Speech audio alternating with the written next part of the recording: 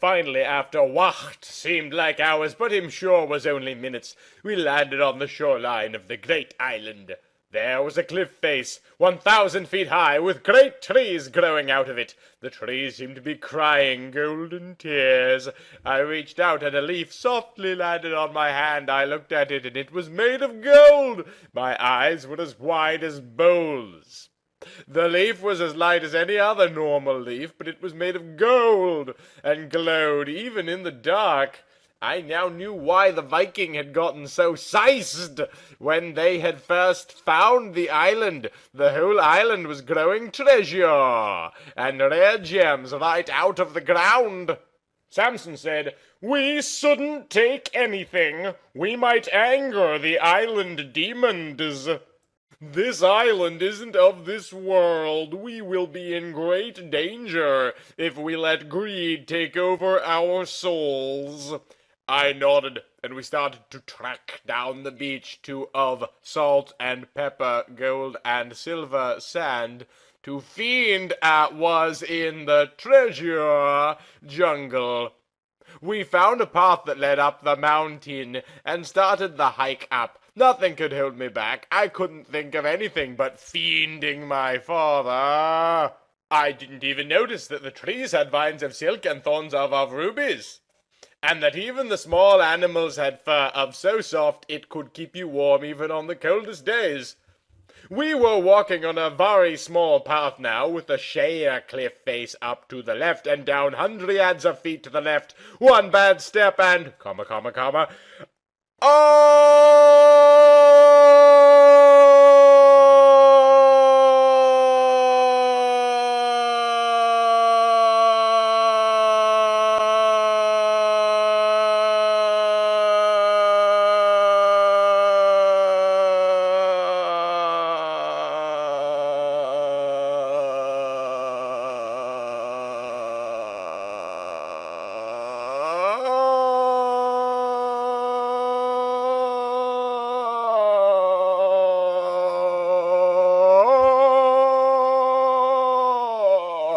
my foot slipped, and up began the long fall to what I was sure was my death. I could see Samson's failed attempt to grab me. It was too late. I was gone. A tear ran down my face. I wasn't ready to die. I turned down and saw a pond. This was my chance. I was not ready to die. I had to aim for the water, but there is only so much you can do when falling. I closed my eyes and prayed I would make it. It felt like hitting a brick wall, but with a great splash, I darted down into the water and surfaced swimming to the land. I was soaking wet, but alive. I laid down on a huge uncut diamond with moss growing on it to dry off and calm down. But the second I closed my eyes, I passed out. My body had to reset to take in all that had just happened. I awoke and slowly opened my lazy golden eyes, only to see that standing in front of me were the 3 tall demons. I shot up and reached for my sword. To my shock, it was gone. The tallest demon said in a dark voice, "Looking for this?" as he held my blade in his dirty hand and laughed. "I'm not alone," I said. "If you touch me, Samson will kill the shit out of you, demon scum!" Exclamation point. "Is that any way to talk to your new owner?" laughed the Domond. He reached out and grabbed me by the shoulder and lifted me up off my feet. With his other hand, he tore my armor off so that I was naked and exposed. I started to silently cry, and he grinned and said, "Don't worry, I'm not going to kill you." He tossed me no my back and got on top of me. His The greatest wish of every Viking is to die sword in hand.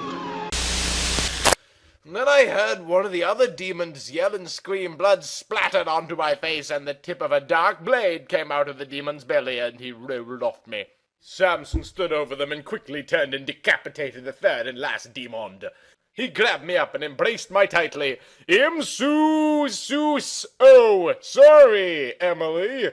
I'm so sorry I wasn't there for you. I searched for you for hours. I have failed you as your protector." I couldn't talk. I just cried and then passed out again. Samson laid me down on a bed of moss and cleaned the blood and grime off my skin. He slowly moving his hands along my sexy-comatose body, checking for any cuts and cleaning them up with the magic water. Then starting a small fire and sitting by my side trying to stay awake, but eventually falling asleep by my side.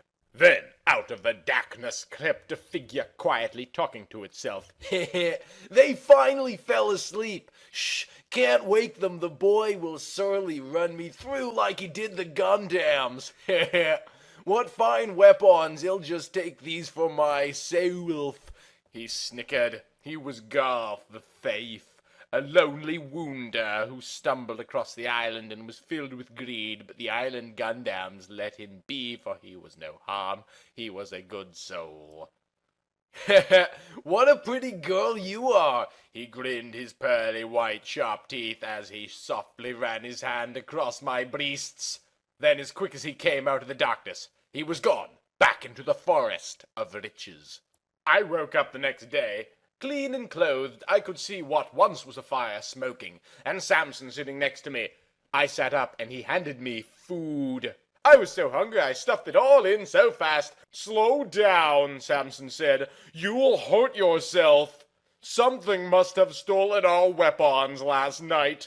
When I woke, they were gone." What had happened last night? I couldn't remember anything, I thought. Then it came back to me. I dropped my food and just sat there. Then I remembered my father. I looked away from Samson and said, "Let there be no talk of what happened. It doesn't matter. Right now all that matters is finding my father and getting home." Samson replied, "We don't have much time.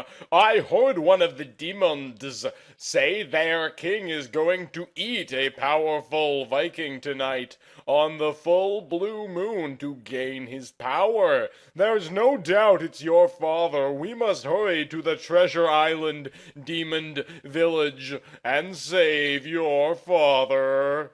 We made our way through the treasure forest to the Demon Village, making good time. Finally, we cleared the top of the last hill and were looking over the village.